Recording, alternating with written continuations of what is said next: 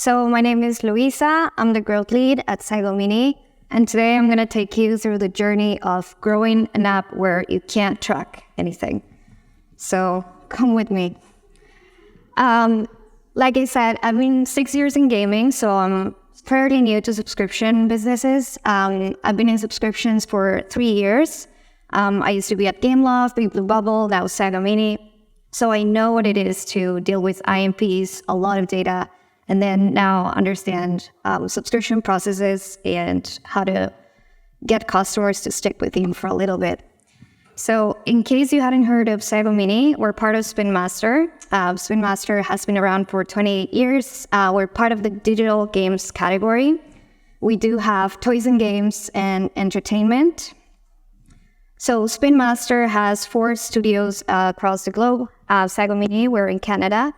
Toka Boca in Sweden.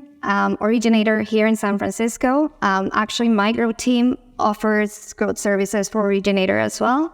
And Noid, which is a new studio. So you'll be hearing more from them in the future. In terms of what we're offering right now, we offer our apps are all subscription-based, but we just launched 3 weeks ago Picnic, which is a subscription service that gives you access to all of our apps. That's carefully curated content for kids and parents. And we can skip that because I think... Okay, so I'm going to talk about SCAD, what happened to us specifically. And I do realize SCAD happened 2 years ago, but I think we're still trying to get used to it. And all the things that we cannot see, I hope you feel like you can see a lot. And now you have more ideas to do things in a different way. So pre-SCAD, everyone was used to in-app event postbacks. We could never do that. Being kids apps, we can't share any post-install data with any partners. So that means no in-app event campaigns, no targeting that lets you know, is a user engaging? Are they subscribing? Are they logging in 3 times in the app? How much time are they spending in the app? We can't see any of that. We're dealing with toddlers, so it's not really something we want to do. We had limited art networks that we could work with. When you can only run app install campaigns, it's really hard to get performance that you're looking for. And then post-SCAD, we don't have an ATT prompt. So we don't even have the choice to ask users to let us track them at all, their kids. We're limited to recording in-app data for only 24 hours. And so it's just, any growth marketer's recipe for disaster. We don't have probabilistic attribution, so we couldn't do Facebook, we couldn't do Google, trackable. We lost flexibility. We were running in 6 channels. It came down to 3. And also, we're quite a small category, so all of the solutions, all of the talks I would go to, everyone was talking about the ATT prompt. How do we convince people to accept? And I was just sitting there, I don't even have an ATT prompt. I don't know what I'm going to do. So things are quite tough, but we found a way to make it work for us. So the first thing we did, and the team, was change our mindset. I feel like when we're all sharing insights in these groups, we tend to want to do what the other one's doing. So the first thing we realized is we need to look inward. We need to do things in a way that works for us. We want it to be data focused, but we can't see granular data. So we're going to have to look at our user base as a whole and see what countries are bringing the most revenue for us, if it's iOS, if it's Android, if it's California, for example, is really good for us, and Texas here in the US. So we focused on different things than everyone else focused. It's not about in-app engagement for us. Being a kids app, the parents are paying every month, but the kids play with the apps in different ways. So you have to be adaptable. We got in the weeds, and we have a lot of manual solutions for complex problems. We can't rely on any algorithms. And then plan for the worst. Every time we come up with a new strategy, we know that it's very possible that we're going to lose the capability to do that very thing in 6 months. So right now, for instance, I know that everyone's talking about losing the Google Ad ID. That already happened to us. SCAD was the same thing. Everyone lost it in 2021. We lost it in 2020. So we're just, preparing for the worst. So based on that mindset, these are the 4 strategies that we use to be able to grow as much as we have. Building relationship, we rethought our audiences, we reworked our marketing funnel, and we cohorted our LTV. So building relationships, we made BFFs with our MMP. So something that I tend to do a lot right now is trying to get people to champion us. So AppsFire works with us, but also Unity, IronSource, other ad networks. They work to try and find a way that they can help us. So the original AppsFire SDK was relying on the IDFA. In November 2020, when our apps got all rejected in the App Store, AppsFire pulled a team of, I don't know how many engineers, but in 3 weeks, they were able to build a custom SDK for us, and we were able to keep running. And now that custom SDK is what they use for other kids' apps. So always rely on your partners.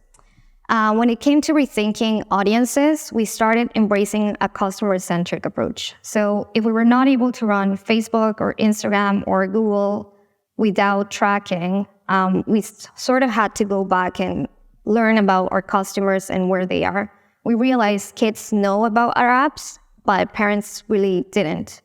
We got a bunch of customers that would tell us, my kid wants the game with the dog, and a parent doesn't know what the game with the dog is.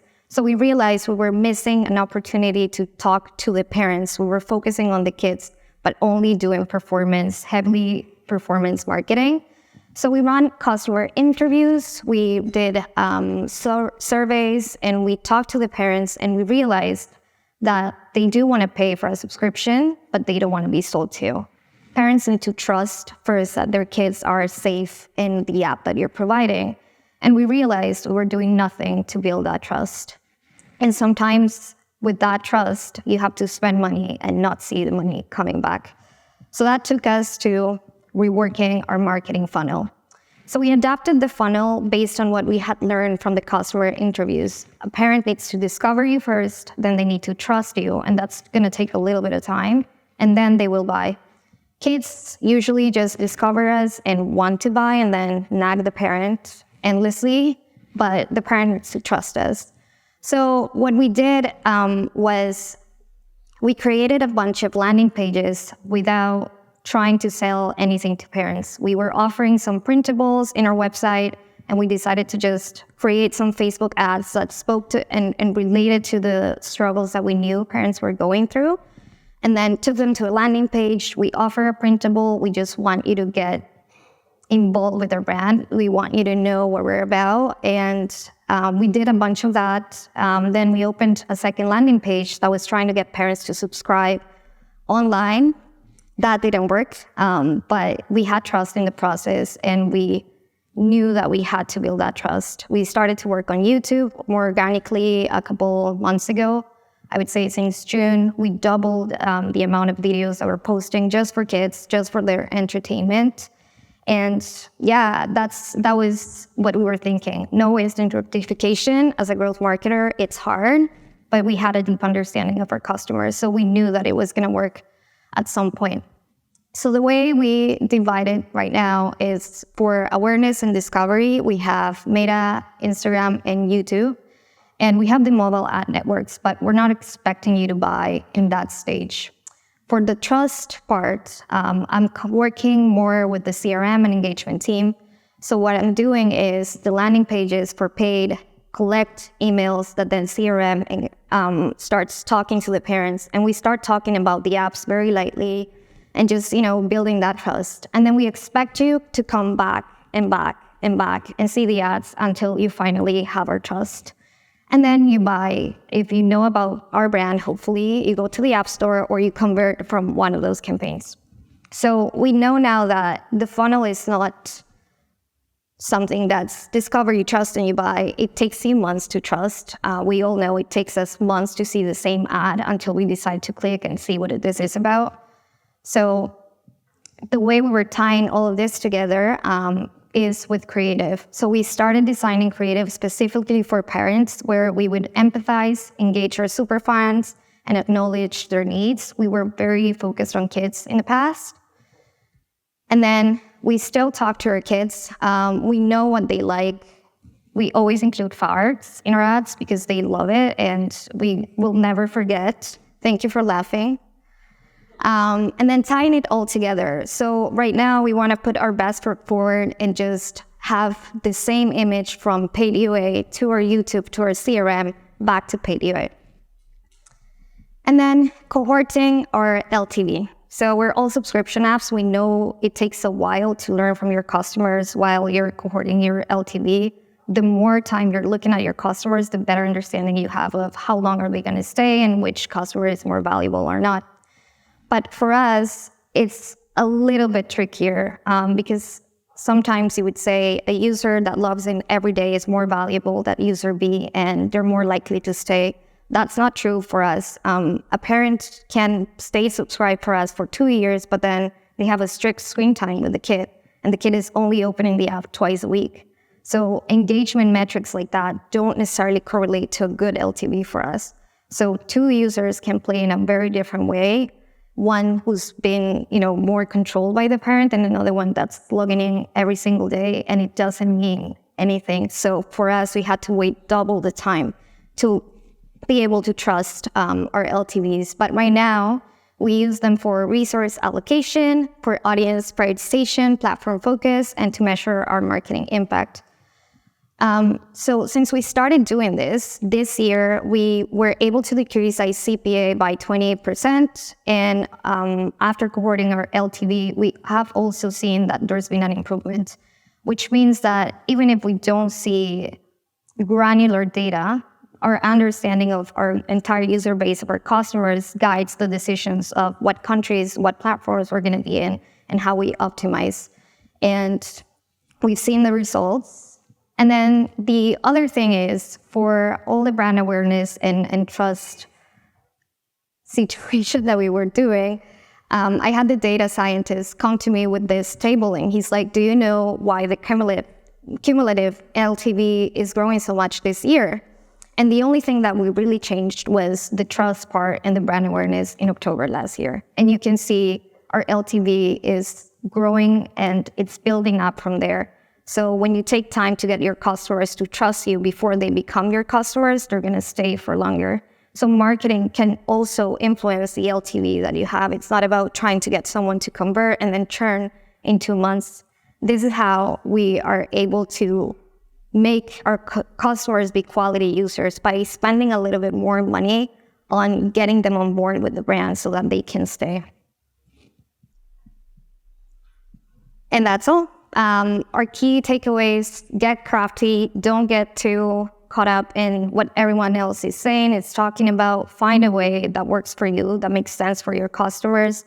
Be customer-centric, be resourceful, and also nurture curious talent. My growth team right now is very varied. Some of them don't come from the app marketing business. Some of them came from e-commerce, and they were the ones suggesting all of these different ways of looking at things. So even if this doesn't directly apply to you, I hope it was inspiring enough and that you feel grateful for all the data that you actually do see. Thank you.